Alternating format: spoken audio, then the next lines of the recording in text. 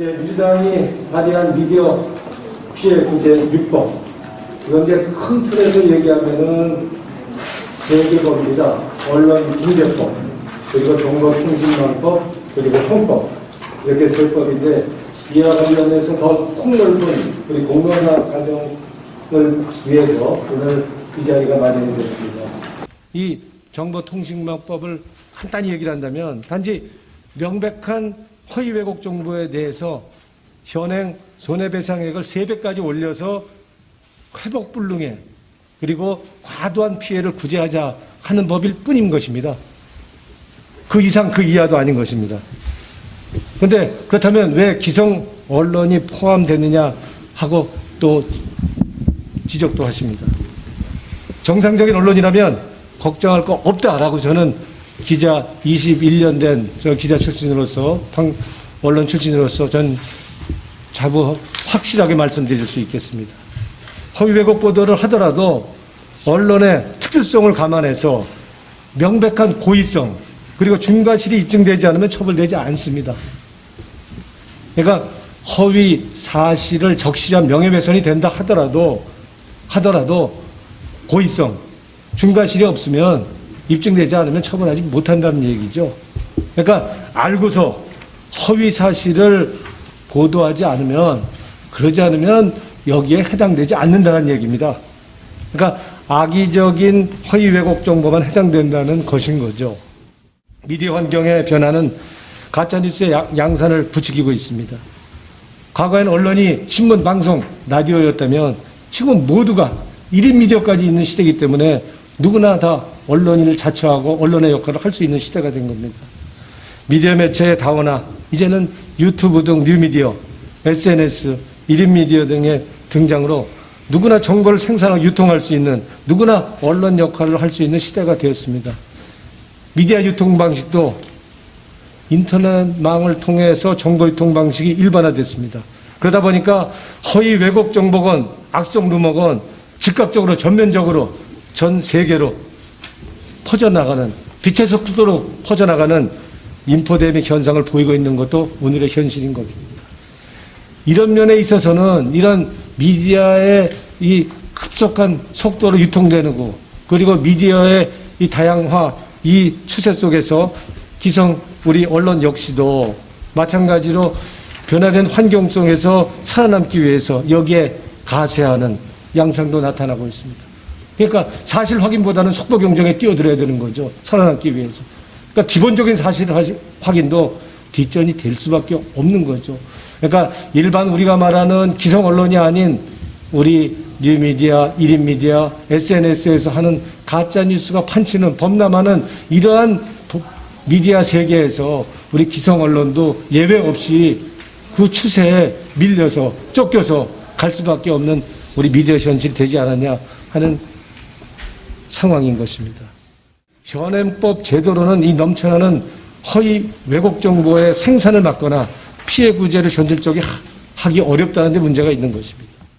지금 우리 토론자로 나온 양기대 의원이 마련한 정보통신망법 개정안, 이거는 우리는 일반적인 우리 인터넷 기사 정보에 의해서도 우리는 각종 우리 거짓 기사로 거짓 정보로 피해를 보지만 우리 댓글 피해도 상당합니다. 심지어 댓글 피해 때문에 목숨을 잃는 연예인도 있었고 정말 소가리를 하는 많은 사람이 있었습니다.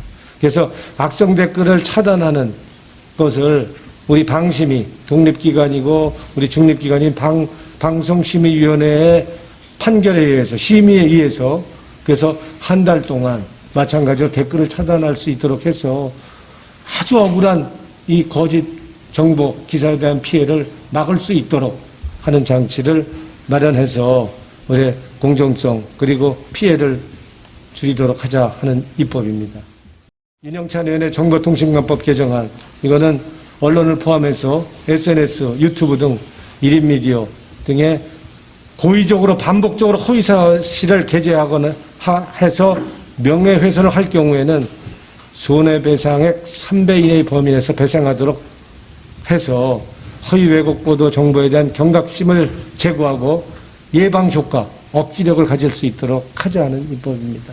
그런데 이 법이 지금 징벌적 손해배상이다 이렇게 보통 일반적으로 불리는 것 때문에 과도하게 어떤 논란을 만들어낸 것 또한 사실입니다. 이번에 우리가 미디어 관련 피해구제법 6개 중에는 가짜뉴스를 규정을 해서 그 근거로 해서 피해구제를 받거나 처벌하는 법은 없습니다. 그거는 좀 숙려기간이 많이 필요하고 그렇기 때문에 그거는 그 국회법에 따라서 처리할 수 있도록 놔뒀고요. 우리가 이번에 새로 마련한 거는 그런 법을 제외하고서 만든 법입니다. 그래서 미디어 피해 구제법과 관련하여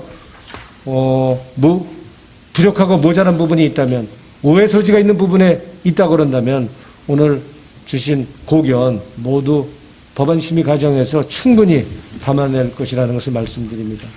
이 넘쳐나는 허위 왜곡 정보로 인한 억울한 피해 막을 수 있도록 미디어 피해 구제 입법 책임지고 조속히 관철하겠습니다. 만에 하나 이 악성 댓글 이것을 제한하다 보면 아까도 말씀드린 표현의 자유가 위축되고 그랬을 때 이것을 어떻게 더 보장하고 보완할 것인가는 입법 단계에서 또 여야 의원들 또 여기 오늘 주신 여러 가지 고견들을 충분히 들어서 반영을 하고요. 특히 한 가지만 추가하면은 임시조치 30일 이렇게 차단하는 거 있지 않습니까? 이것은 이미 헌법재판소에서 2012년 5월에 과잉 금지 원칙에 위배되지 않는다고 이렇게 결정을 했습니다. 판단을 해서 어쨌든 저는 이게 굉장히 미묘한 문제라고 저도 생각합니다. 악성 댓글로 시달려서 정신적으로 엄청난 피해를 입는 그분들을 구제한다는 게 기본이지만 또 악성 댓글을 무조건 차단했을 때 오는 표현의 자유라든지 이런 것들을 또 어떻게 할 것이냐. 저도 이 입법 법안을 마련해서 이렇게 논의를 계속하면서 그 문제가 굉장히 고통스럽더라고요. 고민스럽고요. 그러나 기본은 악성 댓글 때문에 자살하고 정치적 스트레스로 큰 피해를 입는 분들을 일본으로 생각할 부분이 있고 거기에 병행해서 선의의 댓글을 악성 댓글 게시판에 선의 댓글 다른 사람들의 표현의 자유를 보장하는 이 문제니까요. 기본적으로는 제 법안에 대해서 좀 오해가 없었으면 좋겠고 또 한 가지는 어느 언론에서 보니까 양길에 네가 정치인인데 정치인들 비판 댓글 삭제용으로 이렇게 활용할 수 있기 위해서 한 거 아니냐 그러는데 그건 아니라고 생각합니다. 우리가 정치인이 국회의원들이 자기 비판하는 댓글이 있다고 해서 그걸 삭제하기 위해서 법을 낼 정도로 대한민국 국회의원의 수준은 아니라고 보고요. 또 설령 아까 악의적인 댓글 때문에 그 피해자를 구제하기 위해서 이 댓글에 게시판이 삭제했더라도 그 국회의원이 정말 잘못했으면 또 정치인이 잘못했으면 그것을 문제 제기할 수 있는 다양한 그런 SNS 또 통로가 있기 때문에 그 목적은 아니라는 말을 다시 한번 드리고 싶습니다.